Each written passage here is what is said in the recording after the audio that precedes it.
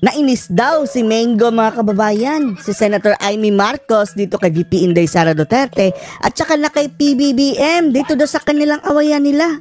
Ang sabi naman ni VP Inday, huwag ka sa amin mainis. Mainis ka doon kay Martin Romualdez at kay Lisa Canas. Lisa Araneta Marcos. Dahil yun daw ang punot dulo mga kababayan dito sa kanilang awayan. Dahil daw sa envy at jealousy. Yan daw ang sisira sa bansang ito. Panoorin nyo po. Pero bago po yan mga kababayan, gusto po lang natin pasalamatan itong napakabait nating viewer na si Madam Maria Teresa Austria.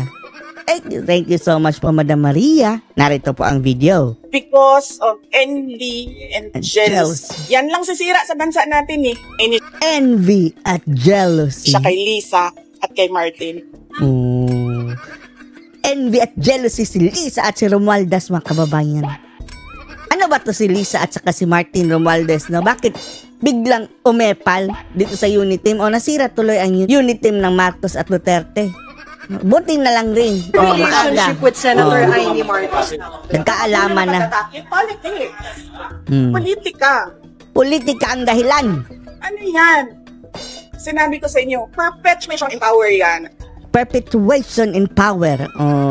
Ayaw na kasi nilang mga kababayan papalitin si Sara, patakbuhin si Sara sa 2028. Dahil gusto nila, sa kanila na ang Pilipinas. I-take up si Martin. Kaya nga bagong Pilipinas mga kababayan, dahil sa bagong Pilipinas, sila na ang may hawak ng gobyerno. Kamis ako sa inyo, diba habang buhay.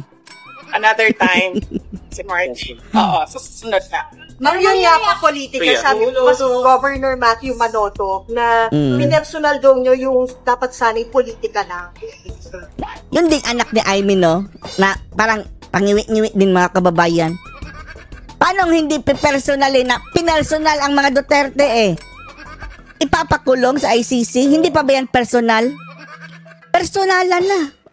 Tapos kung gantihan ang mga Marcos, iyak-iyak agad mga kababayan. I-review nyo. Ayoko na banggitin lahat ng pagmemersonal nila sa akin. Pero i-review ninyo lahat ng ginawa nila sa akin. Patry daw pa nga, di ba?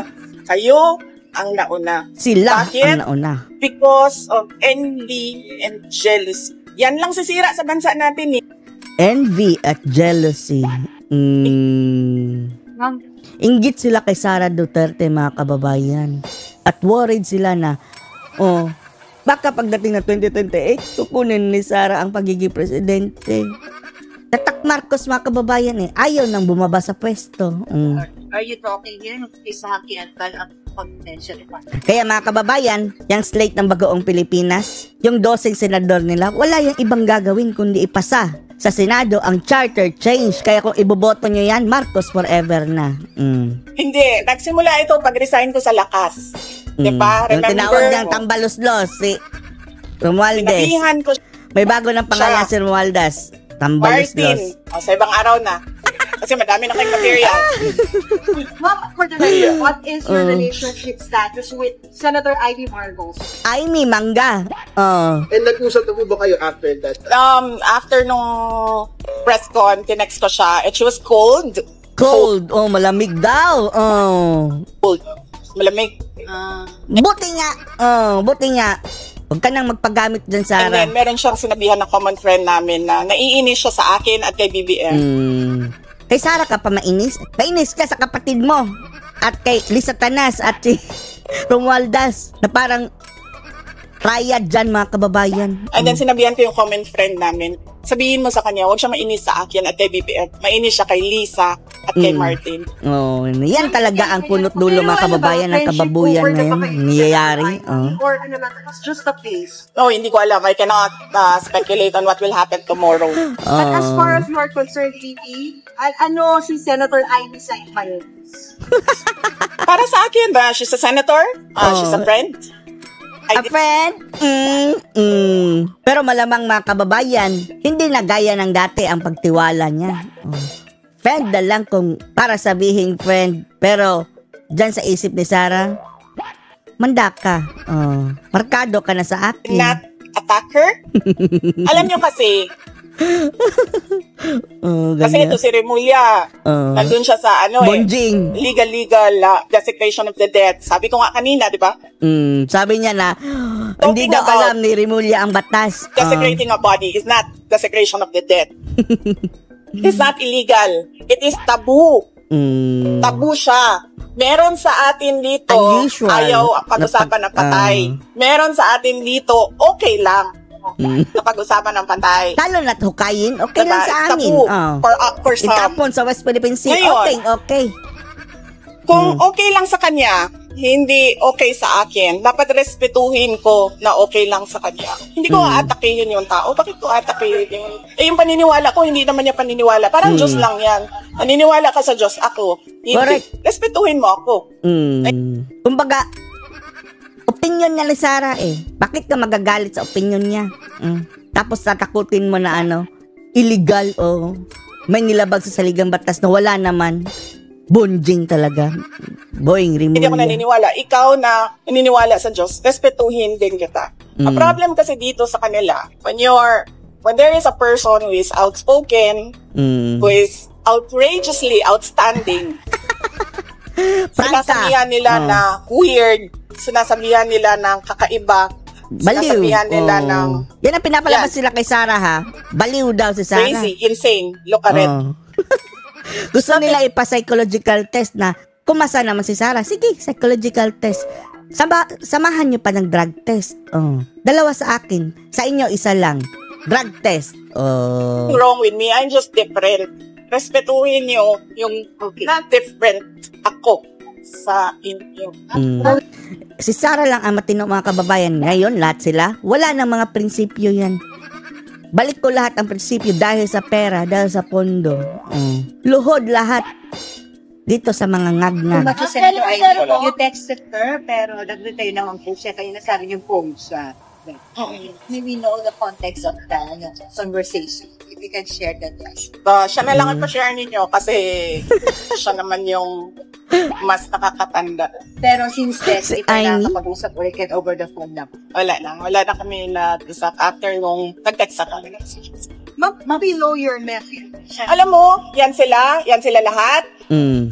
Yung mga nagsasabi ngayon na pinag-uusapan niyo yung patay, simba ko lang, God forbid. Pag yung sa tatay ko na yan, sigurado ko may bullshit dyan sa tatay ko. Totoo yan mga kababayan. God forbid daw kung mamatay si dating Pangulong Duterte, tatay ni Sara Duterte. Bababuyin yan nila. Ng mga dilawan, mga luyelustay. Ngayon, binaboy ni Sara, galit na galit sila. That's what happening na why just explain the allegations head on. Just to set the record straight daw, ma'am. Kasi it distracts from the issue. It lowers the level. Sabi ng mga rounds ba? Oo, kasi sabi nila, ako. Diversionary tactic daw. Ang ginagawa daw ni Sara Duterte. Si Sara pa ngayon ang nag-diversionary tactic na itong ginawa ng bangag administration mga kababayan ay nililihis ang mga isyu ng bayan para pag-usapan itong mga unnecessary things para makalimutan ng bayan ang totoong problema. Well, it's a tie. It's a tie. Kasi ang ginagawa nila is a diversion from the nothingness that is this country is undergoing. Nothingness. This ginagawa nila is a diversion sa kagutuman, sa kahirapan, sa taas ng presyo, bilihin, at sa kawalan ng mga Pilipino.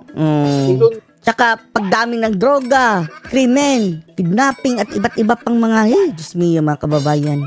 Kawawa ang Pilipinas. Ginagawa niyo ako diversion? Gagawin ko din kung ano yung ginagawa niyo. Di ba? Nung ba't na inflation rate wala. Bumaba? Paano na kayo? Inflation rate, ramdam mo ba?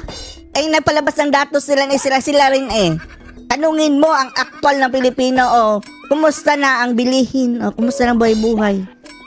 Tingnan natin kung di ka masampal reporter. Alam na, kahit na anong gagawin nyo, talo na kayo. Lats. Sa Quadcom, inimbestiga ng AJK allegedly against President Duterte. Sa Sa isang committee Sino may-ari naman, nito? oh, sorry. Sa isang committee naman, inipisito din, yung confidential pa the Senate do, mag-open dito na about HLA laws. So, Pati sa Senado mga kababayan. Tapos ayaw pa nila si Bato mag-handle. Ay, Diyos mio. Sino ang mag-handle? Si ano na naman? Virus. ginagawa nila mga ganitong mga investigate. Oh, yan nga yung sabi ko. Yung sinasabi nila na diversionary tactic yung sa akin. Bakit? Palibasa dyan sa Senado mga kababayan, si Cheese Whiz na naglalawayan na ni Admiral Lisa. Sila nagsasabi na hindi ako Baso. sumasagot. Lahat ng pinadala nila na AOM, Audit Observation Memorandum, sa kanila naman galing yun, di naman sa COA yun, wala namang independent sa COA ngayon. Sinasagot namin. In the proper forum, we answer. May cases sila sa Supreme Court, sinasagot namin. Correct. Ayaw ko lang sumagot dyan sa ginagawa nilang circus. Hindi naman ako ang Circus ng mga clowns mga kababayan. dyan sila kasi hindi na nila ginagawa at trabaho nila and for what? Oo. Walang katapusan. Diversionary. Oy, sabihin nyo sa kanila, gutom ang mga tao. Ako rin. Gutom. Gutom na Wala kami. silang pambili ng pagkain. Tapos, Because- etong mga Marcoses, mga kababayan, ang yung focus sa kanilang gobyerno ngayon, tugisin ang mga Duterte. Ano masasabi niyo dito mga kababayan? Post your comments below.